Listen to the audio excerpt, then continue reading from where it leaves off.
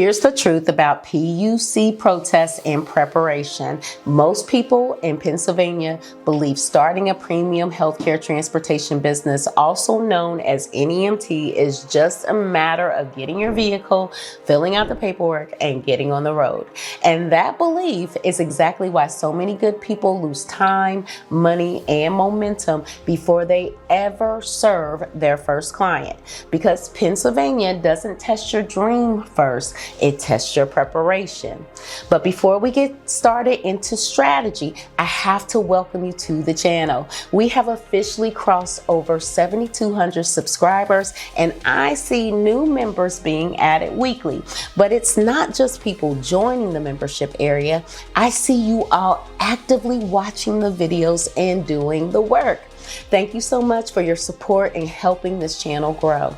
If you're new here, I'm Coach Wileina McGee, RN-BSN. I help burned out healthcare workers build a premium NEMT business without Medicaid, without brokers, and without facility contracts. If this video is already helping you, please like it, share it with someone in Pennsylvania who is about to file, and subscribe. I'm releasing state-specific guidance so you don't have to learn these lessons the expensive way. Here's the truth.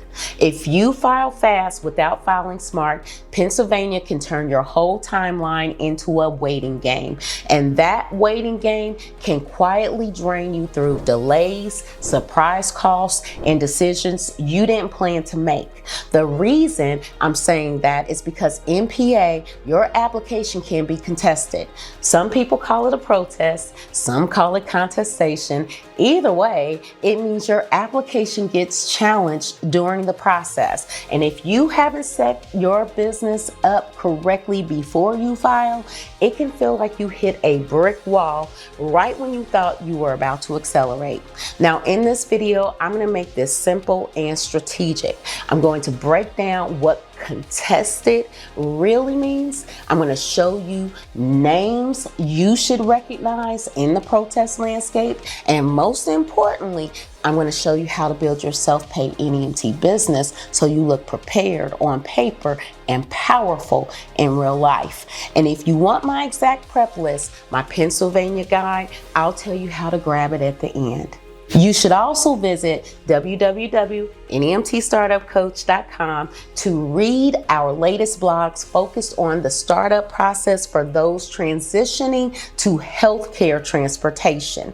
This isn't information you should hear after you're already stuck. You should hear it before you ever hit the submit button.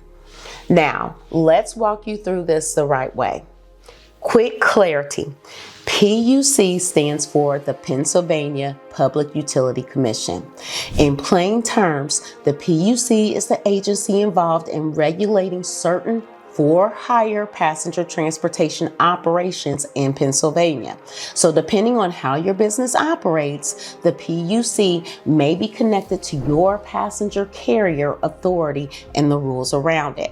And there's one word that can change your entire timeline in Pennsylvania, and that word is contested. I'm doing this Pennsylvania video sooner than later because of a student situation that I know will sound familiar to those of you in PA. I had a student preparing to launch her transportation business in Pennsylvania. We had already discussed the important pieces, what she wanted to offer, who she wanted to serve, and how she wanted to position herself as self-pay. But the messaging wasn't fully clear yet, and before I could walk her through the full reality of Pennsylvania, including the possibility of being contested, she submitted her application. And I'm saying this with grace because she's not the only one. When you're excited, when you're ready, and you feel like you've waited long enough, you file. That's just being human. Her application got challenged, and we had to step back, tighten the strategy, and make adjustments. Now, she still got moving, but it came with legal expenses and delays that could have been reduced if she had been prepared before she filed. Recently, she experienced another contestation. She'll share her story when she's ready, but her experience is the reason you're getting this guidance now. I don't want you paying for a lesson you could have learned in advance. So let's keep this light and strategic. Pennsylvania isn't impossible. Pennsylvania is procedural, and in a procedural state, the advantage goes to the person who can prove on paper that they are structured, consistent, and ready. So if you're planning to file soon, or if you're already pricing vehicles and insurance, which I hope you're not, this is your moment to pause and do it right. Because the most expensive mistake isn't being denied. The most expensive mistake is moving forward with a setup that leaves you completely exposed. Now I'm going to share something that might make some of you sit up straight. I'm not accusing anyone of wrongdoing. Protesting can be part of the process. I'm sharing this so you understand the landscape and you don't file like you're invisible. These are the 10 names that appear as protestants in publicly available records I reviewed.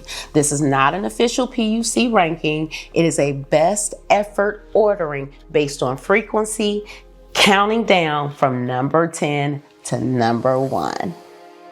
Number 10, Delbo Associates Incorporation, doing business as Shamokin Yellow Cab. Number 9, MCT Transportation Incorporation, doing business as Concord Paratransit. Number 8, Germantown Cab Company. Number 7, Willow Grove Yellow Cab Company. Number 6, Rover Community Transportation.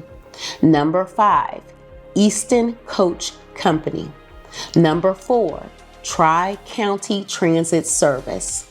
Number 3, Suburban Transit Network, also known as Transnet. Number 2, Beaumont Transportation Incorporation. And number 1, the name I saw show up the most, Bucks County Transport Incorporation. Now, if that list made you feel uneasy, let me reframe it so that it's not fear. Make this awareness. Awareness protects your money, your time, and your confidence, because now you understand that Pennsylvania is not a set it and forget it state. It is a prepare and prove it state. Here's the truth. You can't always stop someone from contesting an application, but you can stop them from having anything that sticks.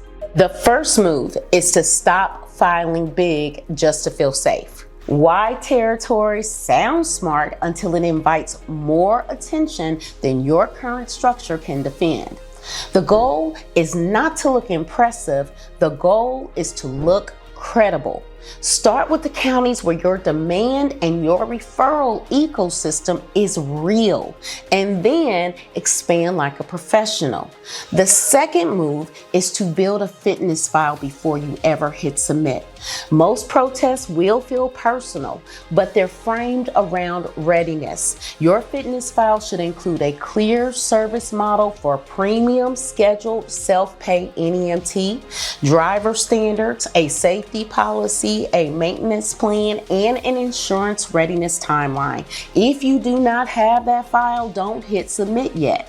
That one pause can save you months of frustration and attorney expenses. The third move is to align your marketing with how you file. If your website sounds like Medicaid rideshare, but your filing says something else, that mismatch creates friction.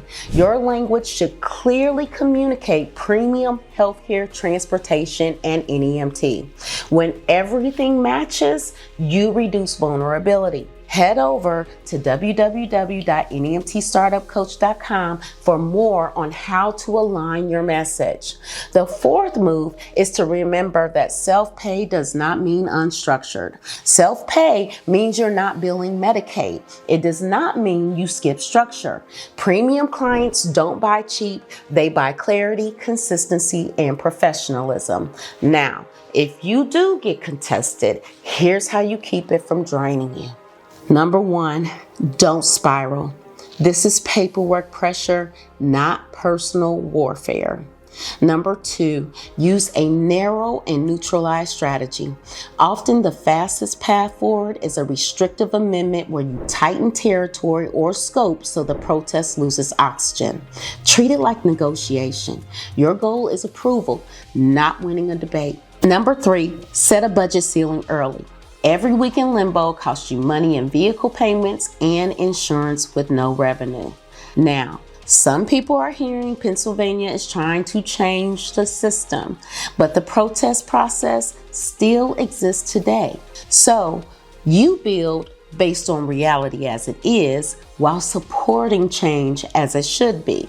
Now, if you want to push reform, you have 2 lanes. Lane 1 is legislative.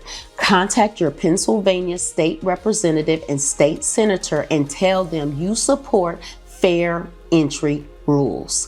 Lane 2 is regulatory. Watch for PUC public comment opportunities and submit comments officially.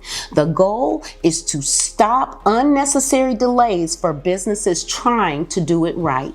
Now, let's make this practical. If you're building a premium self-pay NEMT in Pennsylvania, I don't want you filing on hope. So I created a Pennsylvania PUC prep checklist and preparation guide that walks you through what to have in place before you apply. If you're filing soon, don't wait until you're stuck.